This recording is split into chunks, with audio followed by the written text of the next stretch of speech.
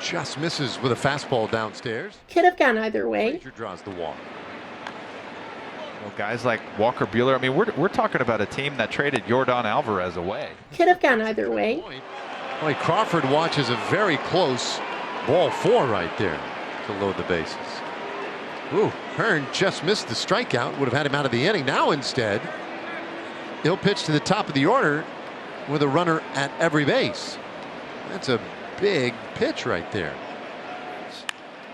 Line drive, right field. Garcia can't get it.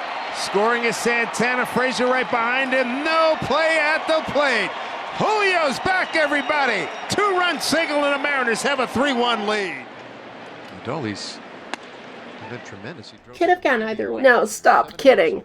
That's a ball, and after what we saw in the top of the inning, you understand why Woodward got ejected. 2022 season has been that Adolis, we've got an ejection from the Rangers bench, and it was Chris Woodward. He's going the wrong way because he's coming back out now to get his money's worth from Jerry Meals.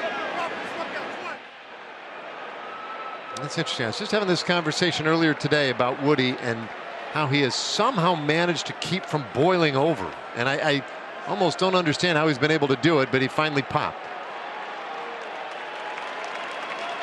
I think he's frustrated about the strike zone. Obviously, that's a difficult thing when it comes to arguing. It looks like this one is definitely off, and off by a good amount. And judging by Woody's body language, I think the frustration did boil over because it seems like he hasn't been thrilled about a few of the previous pitches. Yeah, he seemed to indicate more than one have hit his radar. And he hits this one sharply up the middle. That's a base hit.